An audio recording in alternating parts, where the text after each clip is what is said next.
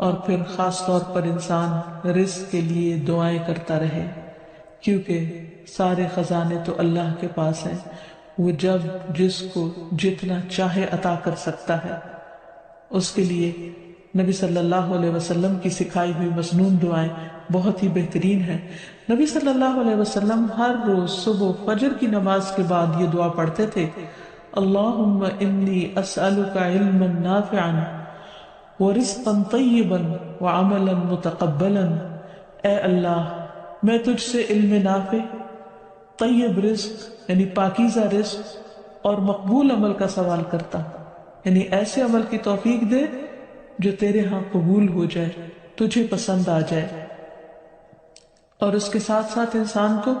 حرام سے بچنے کی دعا کرنی چاہیے۔ اس سلسلے میں آپ صلی اللہ علیہ وسلم نے جو دعا سکھائی وہ ہے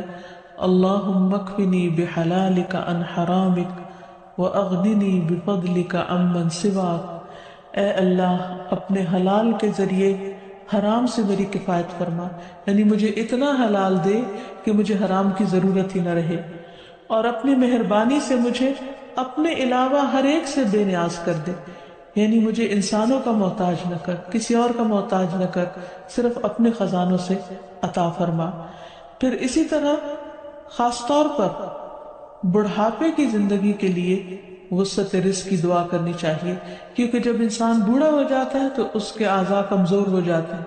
وہ اپنے لیے خود کچھ کمائی نہیں کر سکتا، وہ دوسروں پر ڈیپینڈنٹ ہو جاتا ہے، تو اس وقت وسیع رزق کی دعا سکھائی گئی۔ فرمایا اللہم اجعل اوسع رزقک علی عند کبر سنی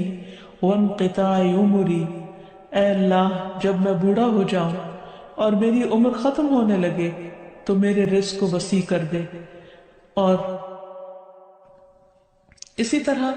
اپنے لیے اور اپنی اولاد کے لیے وسیع رزق کی دعا کرنی چاہیے، جیسے ابراہیم علیہ السلام نے دعا کی تھی ربنا انی اسکنت من ذریتی بواد غیر ذی زرع عند بیتک المحرم ربنا لیقیموا الصلاة فاجعل افئدة من الناس تہوی الیہم وارزقہم من الثمرات لعلہم یشکرون۔ اے ہمارے رب، بے شک میں نے اپنی کچھ اولاد کو اس وادی میں آباد کیا جو کسی کھیتی والی نہیں، تیری حرمت والے گھر کے پاس،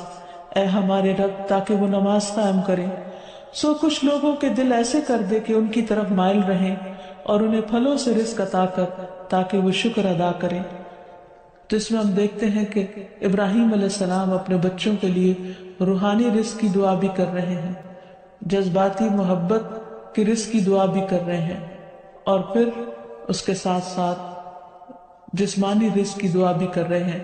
جو ہر انسان کی ضرورت ہے، اور اس میں سے بھی بہترین رزق یعنی پھلوں کے رزق کی دعا کر رہے ہیں، کیونکہ انسان کو اللہ تعالیٰ کا صرف رزق ہی نہیں مانگنا چاہیے، بہترین رزق مانگنا چاہیے۔